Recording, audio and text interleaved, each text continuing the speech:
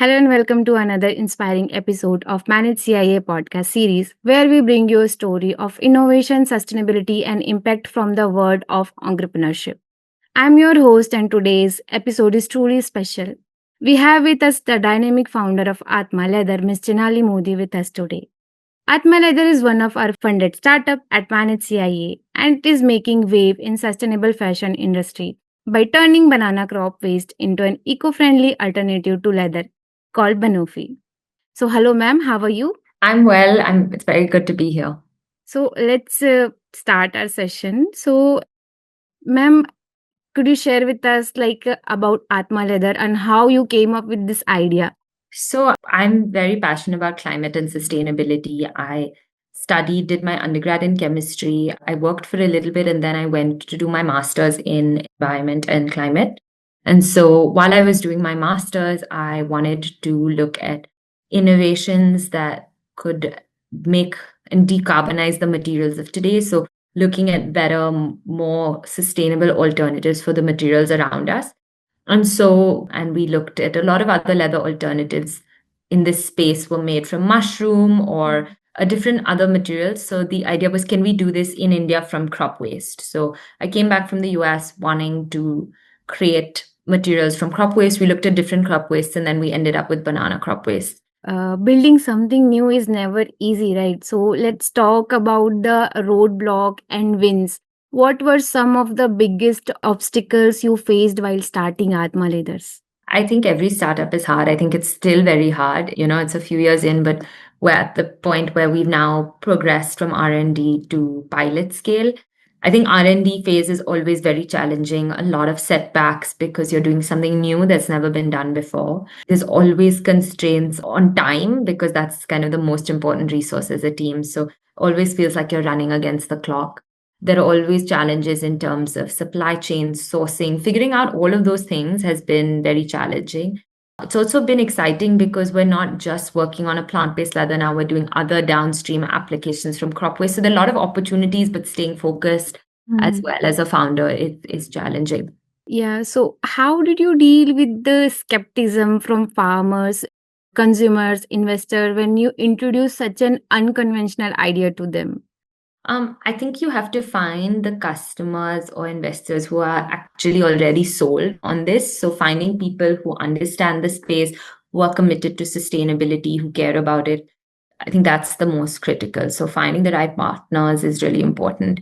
There's always skepticism, but I think we've, as a startup, really proven ourselves by really showing that this is possible. This is not just an idea, taking it from idea to actual physical prototypes, MVPs, kind of moving up the TRL levels to improve the quality of the material. So we've really showcased that journey. So, creating a material from banana waste must come with own technical challenges, right? So, what was the journey like? The R&D, the way we've done it, there were so many different approaches. And so we literally had different individuals on our team working on those different opportunities and ideas. And so it was pursuing 4 or 5 different streams simultaneously to see what works, what clicks, and then kind of taking it forward. So I think anything new, there's no real good reference. And even now, the material still has gone through a lot of improvement over the last year. It's still going through more improvement. So it's going to be a continuous journey. Leather has taken decades to develop. And so we realize that it will take time, but we're really confident that we will get there. So, you have a unique journey from McKinsey and Co to entrepreneurship. So, how did your experience at McKinsey influence your startup journey? I think McKinsey is a great learning environment because you get really thrown into the deep end. You start looking at problems from how breaking down problems very systematically, finding and identifying the core issue, debottlenecking it. You work in teams, but you also have to have a lot of ownership and you have to drive change. So it's a very similar entrepreneurial journey where you have to show ownership, you have to drive it. So I think there's a lot of similarities and learnings. I think every McKinsey project is so different. You get thrown into different industries, you get thrown into different locations, different teams. And so every day you are taken out of your comfort zone. You are showcased a new problem. You have to learn on the go. Often you don't have any prior knowledge. So it's very much like a startup where you're starting from scratch. And so that muscle of doing this again and again was really helpful for me as a founder. So, did that corporate background help you in forming global partnership or finding collaboration? I think it will. I think we're at that phase now where we're working with a lot of global partners. So I think this is part of that journey, and I think it will help us tremendously. Yeah, so let's talk about how support ecosystem helped you thrive. So you're a part of Managed CIA, right? So how did you heard about it and how it helped Atma Leather to grow? So we heard about Manage through online for grants, and so that's how we came across it. It's been really helpful. I think the cohort was great coming specifically to Hyderabad, working with all the mentors. It was very early stage when we started, so that was a very pivotal time for us, and it really helped us prioritize. Even that the other startups are all doing very interesting things in the agri-waste supply chain. So learning from each other, shared learnings, and that whole network was tremendously helpful. I would say also the funding has been really helpful because it gives us like options to buy machines, things like that, which otherwise would take us much longer. So I think in terms of also a network, being connected to manage the Ministry of Agriculture and seeing all the work happening in agriculture in India and being really plugged into that whole ecosystem has been really helpful. Yeah, so the leather industry is traditional. Breaking into that must be tough. So how do you build trust and shift the mindset about an alternative leather product like Bonufi? Yeah, I think the leather industry is surprisingly more open than most people would assume. I think a lot of the people that we work with who come from traditional leather are well aware of the major pros and major cons of the material, and they're very open to exploring solutions. Mm-hmm. I think the problem today is there's a lot of vegan leather, and vegan leather is all polyurethane or PVC. And so the leather industry is really, whereas leather is a more natural material relatively, and so at least it comes from a natural source. And so the leather industry is more shaken up by all this greenwashing around vegan leather, which is actually plastic. And so they're a lot more open to something that's plant based and more sustainable. So that a lot of our clients are legacy leather companies or leather players, and I think that that's where the shift will come from. Yeah, so are consumer more open to sustainable choices now, even if it is cost a bit more, right? So, I think it's going to take time. I think over time we will be price comparable as well as we scale. I mhm. do think that we have a growing group of customers that have shown propensity to pay more for sustainability. That's a smaller group for sure, but there is that interest. But I think over time, sustainability is going to become the norm. It's not going to be a unique feature, it's going to be a necessary for all the materials we use. Right. So now let's talk about product itself. So what makes Banofi stand out from traditional leathers? So Bonufi is a material that reduces carbon emissions, water use compared to animal leather. So it's about 90% carbon emission reduction and 95% water use reduction and completely eliminates toxic waste. And leather comparatively has a lot of chromium, heavy metals that are a byproduct of the tanning process. And Mhm. so in comparison, Bonufi has major environmental impact. Apart from this, it's also made from a waste resource, so we're upcycling banana crop waste, we're providing farmers with additional income, and we're Mhm. creating economies around waste and creating value around waste. So there's really a lot that Bonofi does in comparison to leather, and worked really hard on is to make it very similar in performance Mhm. to leather.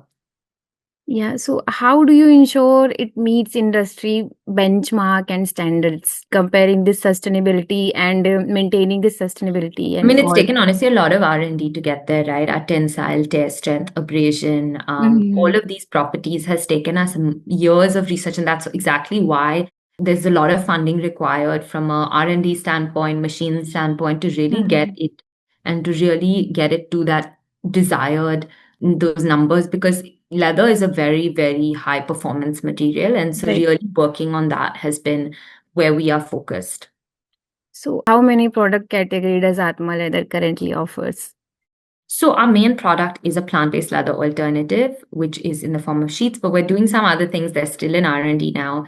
Our main product is a plant-based leather alternative. So this is our core. We can do in colors, textures, different thicknesses, different Mhm. materials from apparel to bags to footwear. And so there are different types, but our core product is a plant-based leather.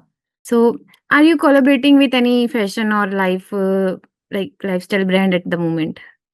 So we're working with a lot of them. We're now taking it to pilot scale. So we're doing a lot of pilots with incredible brands. They're all small scale collaborations, limited edition drops, and capsule collections today. Mhm. Mhm. But we expect over the next year for this to scale massively.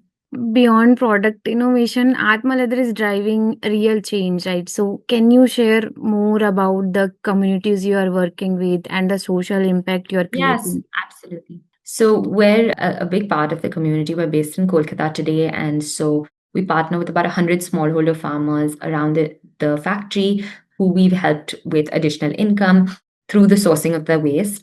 Apart from this, our team is 60% women. We employ a lot of the rural women, and it's quite an interrelated community. So some of our banana farmers are related to some of the girls working in our factory. We really focus on empowering the women who work with us. So getting them bank account, giving them financial literacy. So Mhm. it's really important for us to ensure holistic growth for them and their families.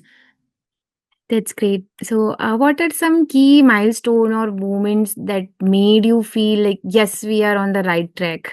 I think there are a couple of big ones. So, of course, even getting this support from the Ministry of Agriculture and Raftar and Mm. manage like it's a big plus to say, okay, the work that we're doing is on the right track. So this was one of them. We've gotten a prize from the World Economic Forum for work on sustainable development goals, which has been incredible.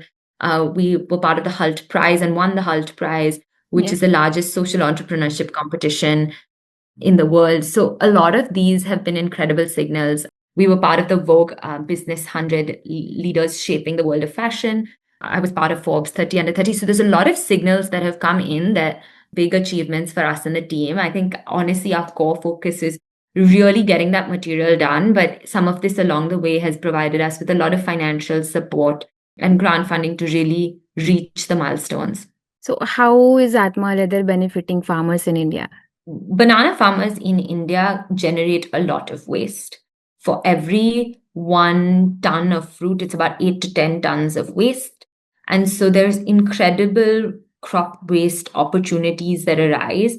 And banana waste is very rich in fiber and cellulose. So what's exciting is a material that used to either be burned or dumped on the side of the fields now has purpose, and so we're really excited about what we can do. It provides them with additional income sources. It also, you know, provides lessons in terms of what can be done with waste. And so it's not just today banana waste, but tomorrow might be another crop waste. And so really seeing Hmm. Right. this opportunity of waste to value and creating good case studies and models around waste to value is going to be essential for us to combat a lot of the crop waste Hmm. pandemic in the country. So, roughly how many farmers are connected with you currently? So about 100 farmers. So, what advice would you give to those looking to create something meaningful and impactful like you did? I would say there's no time like the present. Make sure you start soon.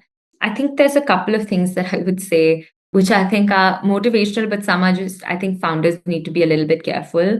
Mm. I be very certain that you are ready to commit 5, 10 years of your life at a minimum, really to see this through. Because I think anything less than that, you might not see that inflection point. If you do, it's great. But if you're doing something in social impact and in manufacturing, especially, these industries take a lot more time. So I would say be sure you're committing yourself for time and don't be impatient. I would say be very certain about what your goals are and make sure you set them.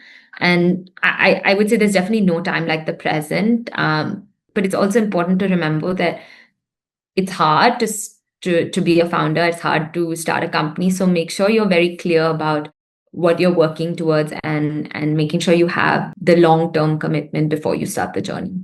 So, adding to that, ma'am, you also are a startup entrepreneur, right? So, you must have faces some challenges. So, what motivates you to keep working on? I think I'm very passionate about the space that we're in. I'm very passionate about materials and looking at the materials around us and looking for better, more sustainable alternatives. So I think the big advice that I would say is make sure you do something you're passionate about and make sure you work on something you care about and passionate about so that you can keep getting through those challenges and roadblocks.